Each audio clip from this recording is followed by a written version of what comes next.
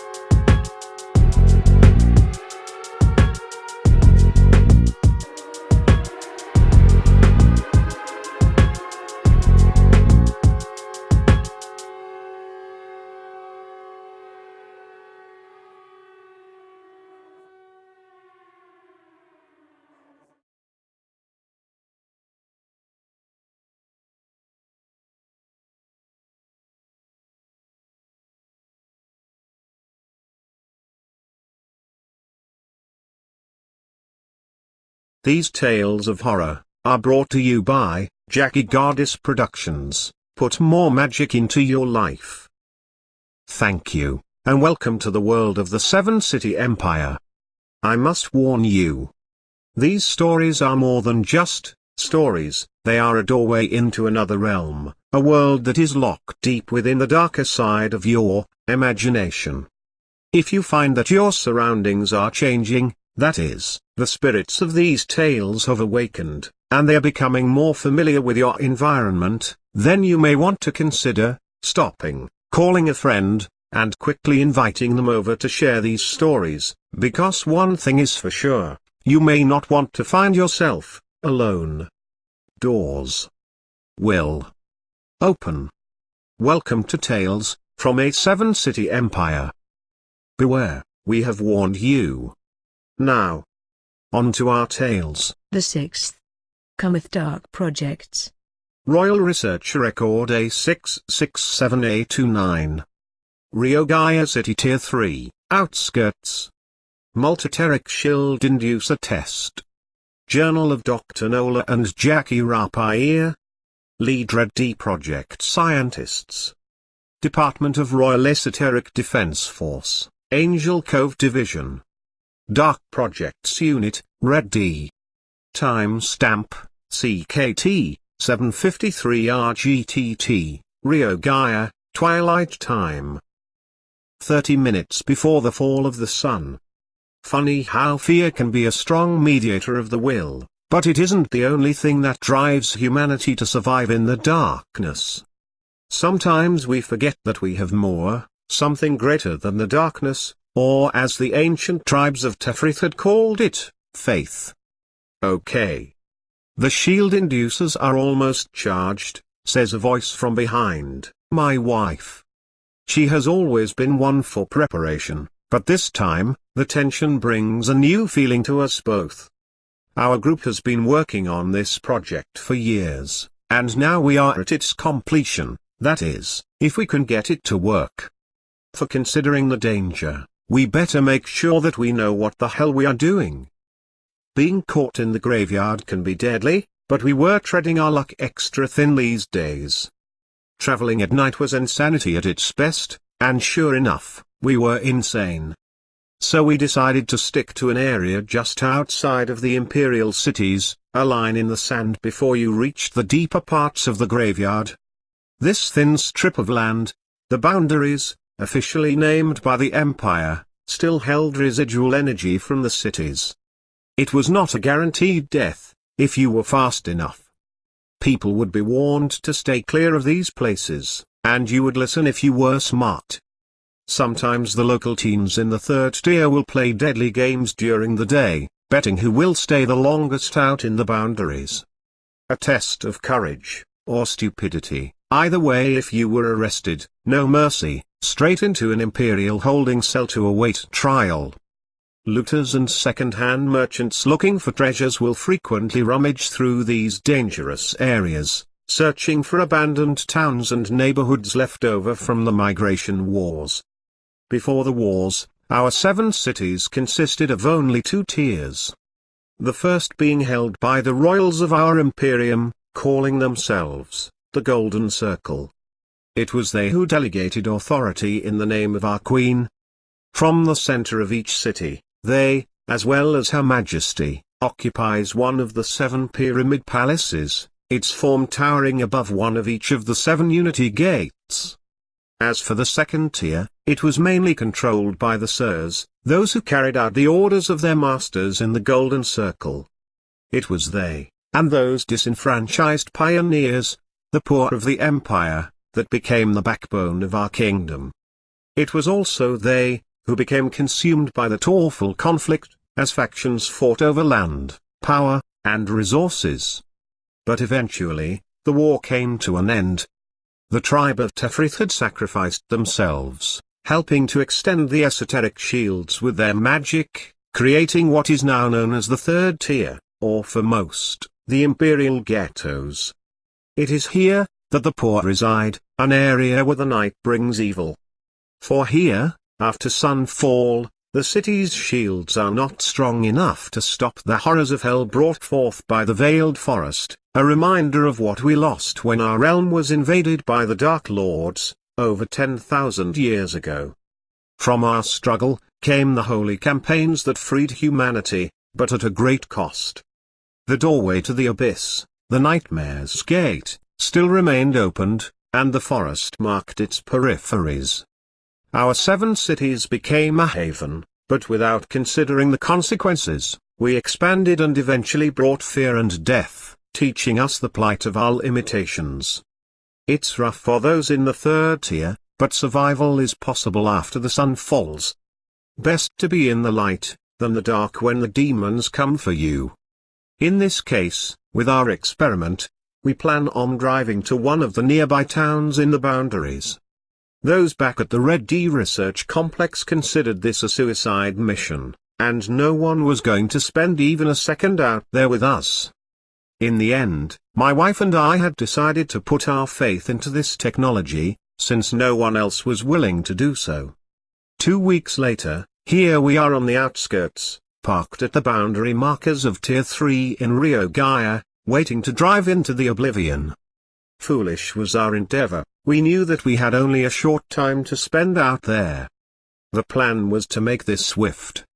The drain on our transport would be immense, but we would still be close enough to the city if something went wrong. To make sure that our experiment would be a success, we had decided to go to a place that would confirm its validity to our superiors. Our fellow peers in the scientific circles deemed us mental cases when they heard where we would be conducting our trials for the new multi-teric shields. I guess my wife and I had to put a call into the divine, and pray that we would come back, because we both knew we were going to have to put our lives on the line to prove that this technology would work to keep other people safe. The citizens in the outskirts were at the mercy to the darkness, but eventually the whole empire would feel the problem. Research from our tests confirmed that holes, or weak points in the divine shields were manifesting in all 7 of the imperial cities. They would seem to appear at random intervals and would either stay, attaching themselves to the location for weeks, even months, or in some cases they would quickly jump out of the outskirts, entering into other parts of the 3rd tier. The problem was that they would never stay rooted for too long, moving on to some other section to wreak havoc elsewhere. The danger came like a silent thief in the night, taking its delight in torture and pain, and the truth remained a secret to everyone. The public didn't know that the divine shields were slowly breaking down, and the deaths were being kept a secret by their ADF, under a royal decree from our queen directly. She too had her eyes set on this mission, for we dare not fail. For in the Unity Gates lay a deeper truth. Not only did they connect our empire, making possible distant travel from one city to the next, but they also provided our security by creating what we call an esoteric, or divine shield, or as the tribe of Tefrith had claimed, the aura of divinity. If our protection should crumble, then it would allow our 7-city empire to be overrun by a demonic invasion of festering darkness. We would be consumed by the veiled forest, and its conquest as it has with all parts of our realm. The forest grows everywhere except for the 7 cities. For in the 7 cities, mankind is safe from the veiled forest, for it is the doorway that designates the entry points into the lower realms of hell. It dominates all. But tonight, we will give our people a chance to survive, or at least die trying. Honey, we are ready, the generators are fully charged, says my wife as she looks at me, smiling. Now, are we good to go? I turn, raising my hand to hold her hair, lovely as the last rays of sunlight before the coming of the twilight, and then soon into darkness, and the graveyard. I have always loved her, and I will always continue to love her as I do now, as we will face the unknown together. We both close our eyes, and as the last beams of light fade, the computers within our mini-transport shift their programming into night mode, scanning the neighborhood, and then onto the boundaries ahead, or as the locals in Rio Gaia call this particular location, the Devil's Sanitarium.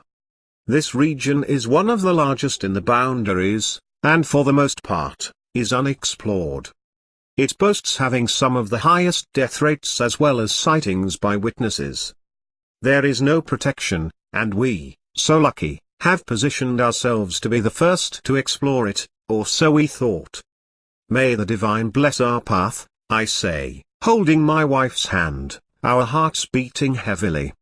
From outside, we could see people rushing towards shelter, as the horns of the night gavel howl in the distance. We shiver slightly, feeling the first cold of evil.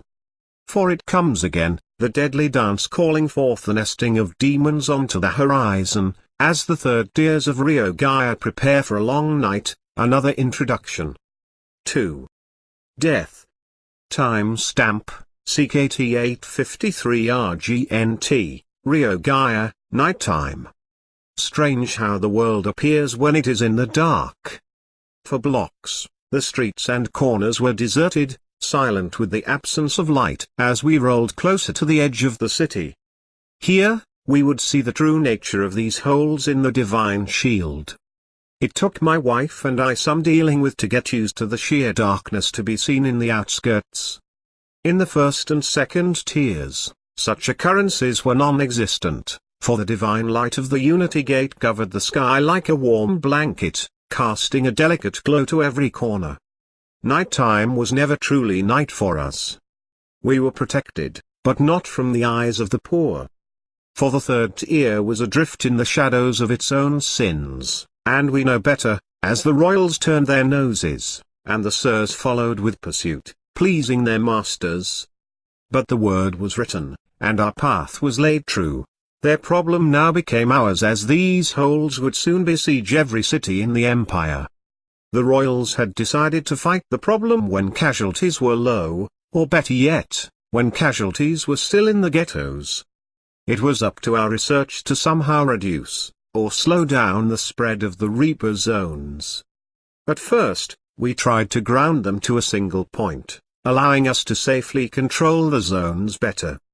In the end, they proved too powerful to bring under our command. That's when we, my wife and I, decided to pursue the idea of multi-teric shields, hoping to bring our empire back from the brink of possible destruction. Many are speculating the coming of a second migration war, for the Reaper zones make our esoteric shields useless, causing parts of our cities to become uninhabitable. If the citizens could not protect themselves, then we would find ourselves battling against each other, and that forest as well. The multi-teric shields became more than just a new way of helping to protect the third tier, but also to help maintain the empire's cohesion. Everyone knew how important the research was, but no one seemed stupid enough to put faith into it as we did. Sitting there in our transport, we continued to move forward, rolling past the warning markers, leaving the city limits of Rio Gaia, their red lights flashing in the night indicating we had just entered the danger. Immediately, we activate the shields, and start the countdown on the power supply. Slowly, we moved into the darkness of the unprotected night, and the journey that lay before us. Sounds, spiritual energy, and the darkness all danced within the macabre, as fear stirred in the air. We both could feel it.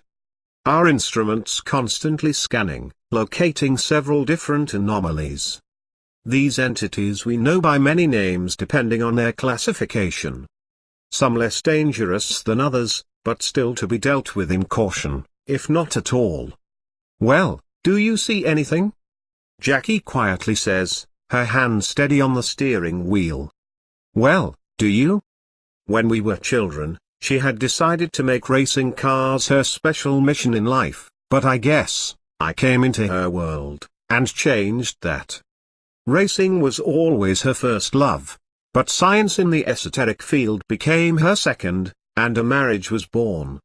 I love her strength, but I knew that she could feel the tension of evil, and we its victims, surrounded.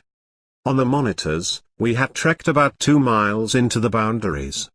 It was hard to think about what existed outside in that dense fog, a byproduct of the graveyards, which themselves expanded out to about 6 to 8 miles, depending on the city. Many had speculated that the immense fog covering was due to the interaction of the forest, and the power behind the Unity Gates. It seemed to be a buffer between evil and good, or better yet, to conceal the evil that lays within its misty borders. "We are almost at our turnaround point," says Jackie, checking her instruments. As the mist begins to diminish, we find ourselves on a street surrounded by houses, a whole neighborhood appearing before us as if it had been there from the start.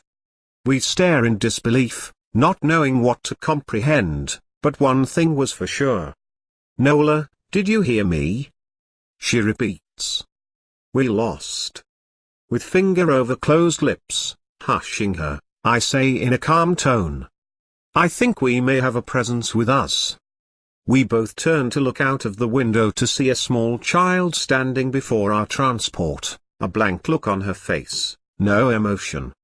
She stares at us, gazing as we look back in curiosity, slowly raising her hand, beckoning us to come outside, but we know better. The darkness is aware that we are here, and it wants to know why. Again, the child beckons us as she begins to move closer. We remain still, waiting for the entity to make contact with the shield, but suddenly it stops. Then, with a gleam in her eye, she smiles and says, "We see you. We hear you, and we know that you are here. We know that you are here. We know that you are here." The words resound outside in hollow dark places. Voices speaking back, adding to the little girl as she continues in an almost hypnotic tone. My wife and I are so mesmerized by the incident, that we almost forget to record the data. With haste, Jackie dashes to the back, sitting at one of the command stations. "Damn, I had almost missed it," she responds, her hands frantically moving, trying to gather mystic information to be studied for later. For a moment, I take my eyes off of the little girl as she stands there, the smile on her face frozen, her pupils consumed with black. Moving next to Jackie, I tap my wife on the shoulder, asking what she has found. She turns to me, and says, "I don't know, we will have to analyze it when we get back, but so far, it looks like nothing more but an apparition."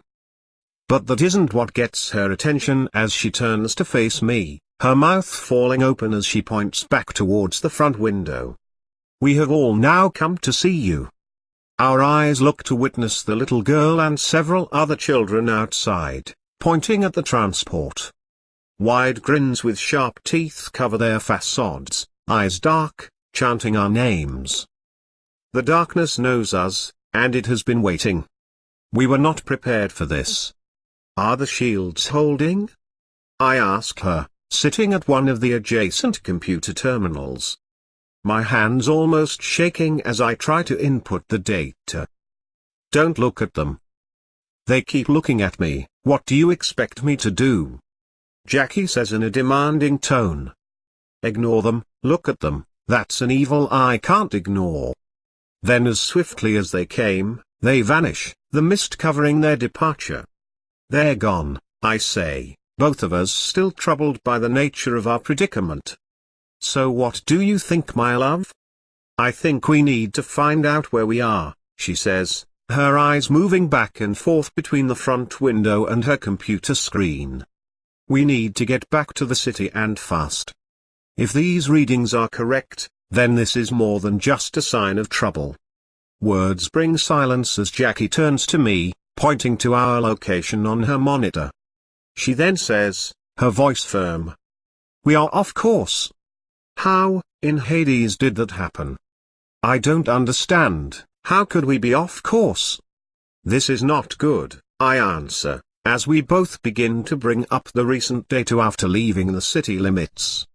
Then, we see it, the problem, blind to us at first, but a faint whisper still caught.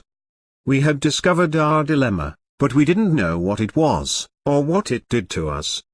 All that we had was an energy signature, and nothing more. I will need to filter this through a deeper scan. Until then, it is still a mystery, Jackie says. And more importantly, we are still lost. We need an incantation to get us back to the city, something like a rudimentary compass. You can use the divine energy of Ryogaia's Unity Gate as a directional guide. With some luck, we won't be too far off. Good idea, my darling, I answer as I begin to meditate, preparing to manifest an orb of Navian. I recite the spell, and with ease, the mirrored sphere appears before me, dropping into my hands. As I come to the end of my casting, it happens, warning lights everywhere. We check the monitors in the cabin, and stare in disbelief at the updated information, our screens showing increased activity outside. Jackie turns to me, and says in a serious tone, "We need to really get out of here. If your spell is ready, then let's head towards the direction of the city, now, and fast." I raise the sphere with a slight gliding of my fingertips, and let go. Silently hovering before us, it speaks. "State your request, my lord." "Navian, we need to locate the direction and distance of the nearest Unity Gate, or better, how do we get back to Rio Gaia? My request is understood, calculated, and answered, but with words not expected. You are currently not linked to the Central 7 Imperial Network. Hold please. State your suggestions. Lock onto the city by distant radius location using a compass beacon, I say to the sphere, my wife checking the power supply of the shields. Once more, in flashes of light, the device calculates, uploading the new data to the computer system. Then, as I place the sphere in a secure spot, I hear Jackie say, "We are only seeing the start of this.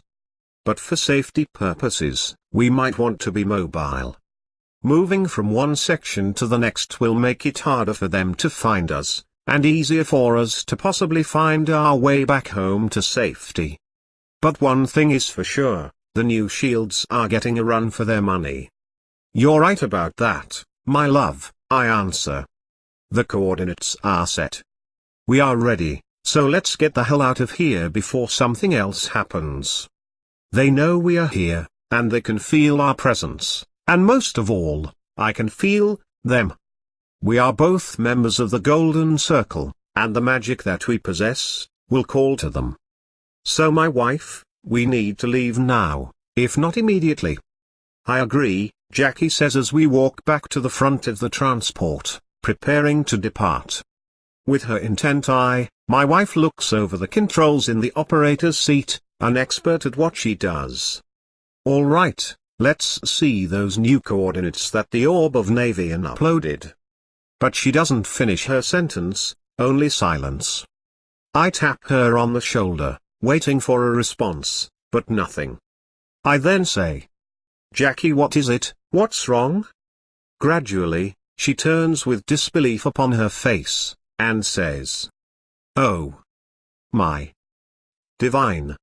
We are 5 miles from Rio Gaia. Damn it, Nola, did you hear me? We aren't in the boundaries anymore." "Not in the boundaries." "No. We are in the graveyard." Instantly, a sudden chill moves over my skin, for I know the danger. The graveyard was the last place that we had expected to be. The boundaries gave us at least some moderate protection. There were still small amounts of divine energy fluctuating at the city's edge, but out here, where we were, no one was safe. On our own, we found ourselves considering what limited options lay before us, with nothing but the batteries and the energy that they had collected before leaving the city. We were now going to see how strong the multiteric shields truly were, and how well they absorbed the divine energy of the gates, and if so, how well would they retain it out here in the wastelands of the graveyard? We essentially had created a small replicated version of the Unity gates, but ours didn't have a self-creating source of energy, nor was it built by the divine. We both look at each other, knowing what we need to do next, as my wife says. We should look at the energy reserves of the batteries. Immediately, she checks one of the monitors next to her. After pressing several buttons, she turns back to me with a sigh of relief. "Our levels are still charged," she says, activating the transport drive unit. "But they are starting to drop a bit. We need to quickly get back to Rio Gaia before the graveyard drains our power." This close to the veiled forest makes me nervous. As the mist moves outside, there comes a break in its thick cloud, allowing us to glimpse faint signs of trees in the distance. We knew what lay before our eyes, just hidden out of sight, beyond the mist of the graveyard. We knew it was time to leave as howling echoes and sounds not heard for thousands of years begin to surround us. The veiled forest was making an introduction to its prey. "Let's go," I say, attempting to remain calm, as I gently grab her hand. Slowly, Jackie takes the controls, and we begin our journey into a world which no one in the kingdom has ever dared to explore. Travelers, in an unholy land. May the divine have mercy on our souls. Timestamp, CKT 953 RGTTG. Rio Gaia, Twilight Gavel Time. Location: the graveyard. 0.5 miles from the boundaries. As we continued traveling, we made our way through several deserted neighborhoods left abandoned from the days of the migration wars. Many lives were claimed in these areas, that is, until people realized that they couldn't fight the evil that lay hidden in the graveyard. Even those desperate citizens who attempted colonization in the boundaries, closer to the city, were no better. Over empty streets, passing the derelicts of abandoned homes, our transport gradually moves closer to Rio Gaia. Looking about, from all around, our eyes could see that the mist was alive with the movement of shadows, lower entities waiting to feast. This is not good, Jackie says. My scans are detecting something that is outside, but yet, it's not there. I can't tell you anymore. This doesn't feel right. My psychic eye is blind, I respond, our eyes staring into the mist, knowing that it invites some new evil. I feel that a darker mind is masking itself from our mental probes. I feel it too, but remember, let's not get too distracted, my wife says, pulling back on the controls of the transport to turn onto another road, only to turn back down the same street. We sit there, distraught by the occurrence, as Jackie tries to back away, turning the corner once more to find our location starting again at the same. Well, this is a pickle, I say, turning to her. Seems we are being forced to make a decision. Yes, it would seem so, answers Jackie.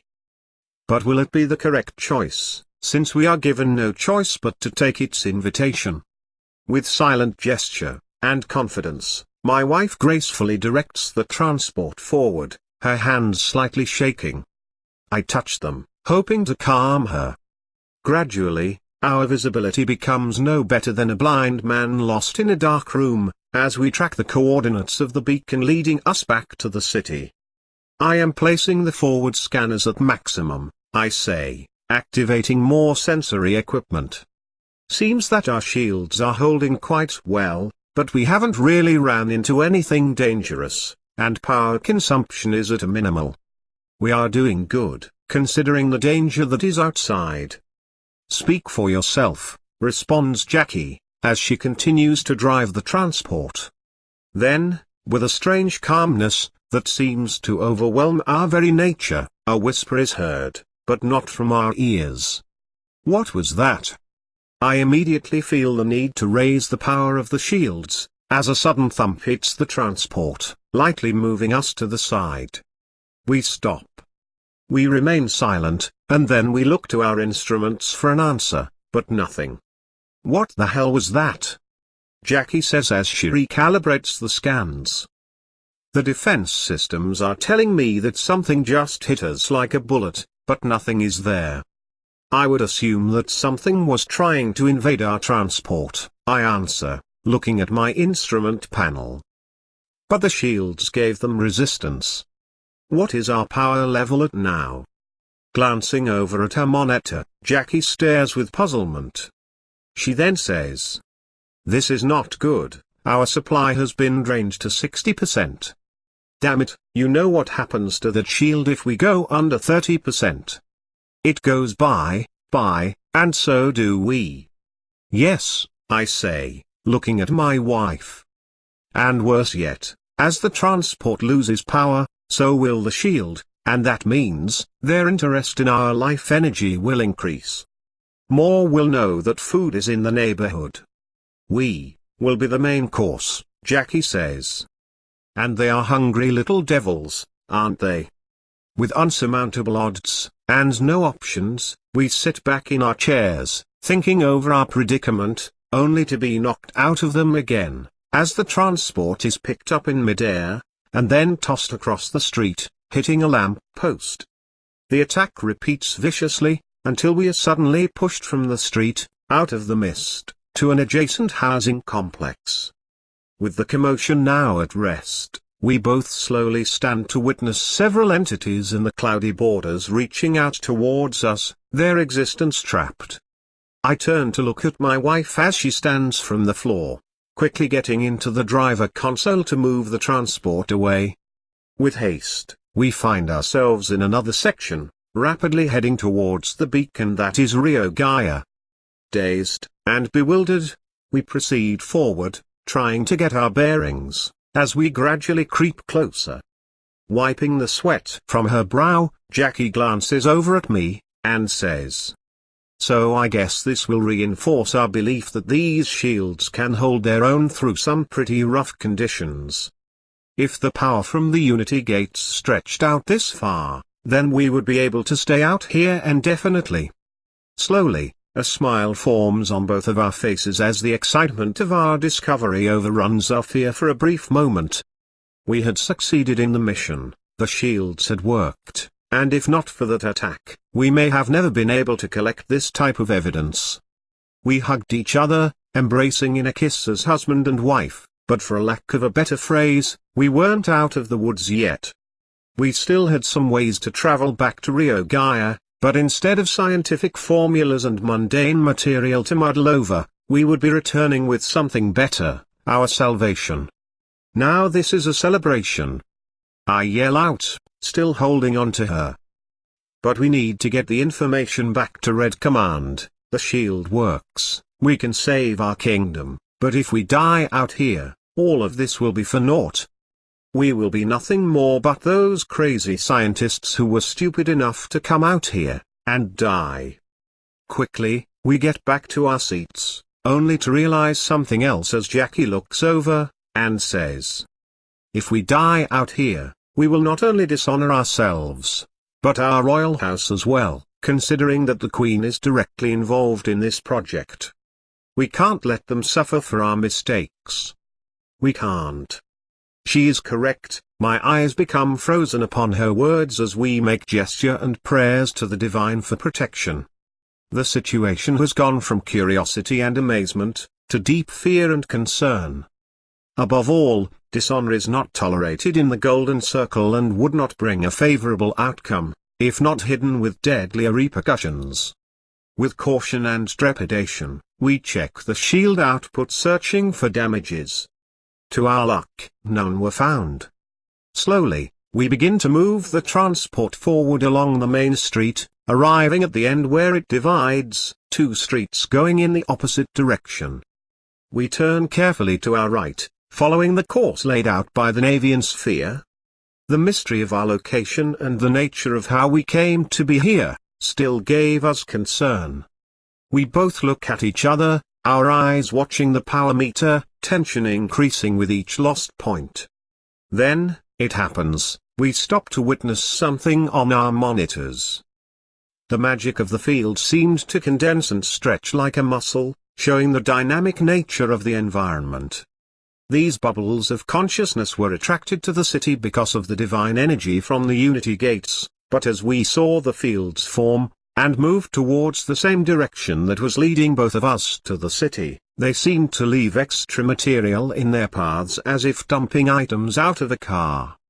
This is what teleported us from the boundaries to the graveyard, I say as we both look at the monitors, the data telling us in plain view. It would seem that the hypothesis of the graveyard spawning life, or better yet, remnants of magical energy with low-level patterns of consciousness is true, and it seems that these patterns of consciousness are alive, that is partially. Looks like they are drawn to the divine energy for food, and there is an added twist to their existence, they seem to translocate anything in their path. Probably, all the way back to their creation point, says Jackie, reviewing the information. We are lucky. We could have ended up closer to the forest. They seem to move in a straight line towards the city, and anything that gets in their way, is teleported anywhere behind them, along that path. That would mean that ours started somewhere in the graveyard and traveled into the boundaries, hit our transport, and then took us to some random point along its line of progression. Now, that's incredible, and dangerous. That means these teleportation bubbles can be floating anywhere out here, even heading towards us. If we get hit by one of those things again, we won't have enough energy to make it back. The magnitude of our discovery, as well as the impeding danger, forces us to recalibrate the computer, hoping to detect the phantom bubbles. With fear as a companion, we finish quickly as Jackie positions herself in the driver's seat, gripping the controls. She then says, "Time to get the hell out of here." Then, without warning, an alarm sounds. I immediately bring up the alert on the control panel next to me, only to find our worst nightmare now becoming true. I turn to Jackie as she starts to move the transport forward, her eyes looking ahead. I then say to her, "We need to leave now." But before I can finish, our attention is directed towards the front window. From the sight, we stand in awe, a witness to a cloud of darkness materializing outside before our very sight. We casually observe the scanners, waiting for something to happen, hoping that this incident will go away, except it doesn't. Immediately, the shadow cloud starts to pull in debris from around the area. The shift in events causes the transport to buckle as it moves back and forth from the immense wind being generated outside. "What the hell is that thing?" yells Jackie. Then, in a burst of energy, we are instantly pushed away. We quickly get back into our seats, assessing the danger, only to be greeted by a monster. The field of energy had spawned something hideous before us. A creature of pure blackness, void of any light. Sprouting tentacles, it would then infect its victim, forcing it to become a part of itself. It was evident that this great leviathan wanted to devour its prey. For fear was not the word to describe the hollow emptiness that we felt within the pit of our bellies, our souls captivated. "It's consuming everything," I say, monitoring the progress. It appears to be a mass of dark consciousness, concentrated, and evil. "And now, it has us in its sights," Jackie says as we notice the creature creeping nearer, destroying everything within its path. It sees our energy as food, and probably hopes to punch through the shield. "Then, let's not wait to find out," I say, as Jackie grabs the drive controls, dislodging us from the debris. With speed, my wife puts our vehicle into reverse, crashing through a house. The entity with haste follows us, its tentacles grabbing everything, turning all into death. We were now racing back to the city for our lives with a demon on us, chasing in hot pursuit. "I think I know what is going on," I respond, as the transport moves from side to side, speeding down several streets. "When we came in here, I think it was the divine energy from the shields that called out to that bubble that hit us. This shield is like a beacon calling to them, like the energy coming from Rio Gaia. The irony of our experiment to test the shields in the boundaries inevitably put our lives in danger, but we had the answer." I turn to look at my wife as she glares down the many roads, wildly turning corners, trying to stay ahead of the creature. Through the mist, behind us close, the dark cloud moves like oil, taking shape, assuming the facade of its many victims as they reach out towards us. Their hunger for spiritual energy is seen on their brow as they continually chomp down on their teeth, hoping to get a taste. Their shadowy corpses, stretching out for our transport while they crawl and walk in disjointed movements, jerking, spinning and phasing out of existence and back, we knew they were trying to get ahead, and surround us. "The hell you are, no Alamo here," yells Jackie as she veers down a side street, following the beacon, the dark figures in pursuit as we crossed over into the boundaries. In relief, before us, we could see the lights of the city in the moving mist, only to reveal a legion of entities blocking the way, their arms extended into the air, calling us to come closer. "We are too near the finish line to just give up like this," Jackie says as she increases speed. "I have an idea." With nothing to lose, the transport races ahead, the demon cloud pursuing. With hands tight upon the controls, Jackie moves us back and forth across the road. She then says, "On my mark, push all power into the shields, and I do mean everything." "Making it more solid won't help," I answer. We won't have anything to keep the engine going. Just do it. She yells back, and without haste, I proceed. As the power fades, Jackie struggles to regain control as driving becomes more difficult. Then, with a sharp twist of the steering wheel, she flips the transport, causing us to suddenly roll as if a bowling ball moving at high speed. Outside, the shields become like ice upon the ground, our momentum increasing, catching the entities off guard as they hit the shield, their forms vanishing into smoke. With nothing to slow us, our transport wildly breaks through several warning markers surrounding Rio Gaia. The force of the blow causes us to be hurtled into the air, finally stopping after striking a large tree. Slowly, we regain our wits, exiting through the side emergency hatch. We soon discover that we had landed upside down in the middle of a neighborhood, as people rush out of their homes to witness our victory of staying alive. That air smells good, I say as the sound of the morning gavel rings out in the distance, signaling the end of the night.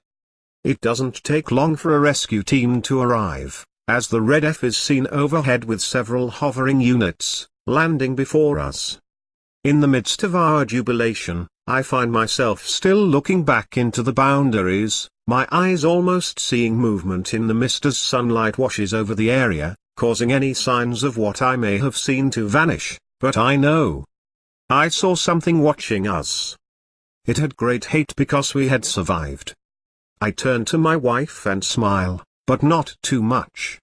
We had won this battle with the darkness for our kingdom, but it will take many more, for the true victory of humanity is yet to await our arrival on the horizon, and we have only begun. N. Royal Research Record A667A29. Journal of Dr. Nola and Jackie Rapier. Lead Red D Project Scientists. Red Command, Dark Projects Unit. So, concludes our journey into the 7 cities. But try and never forget that the night is always waiting. Doors will open.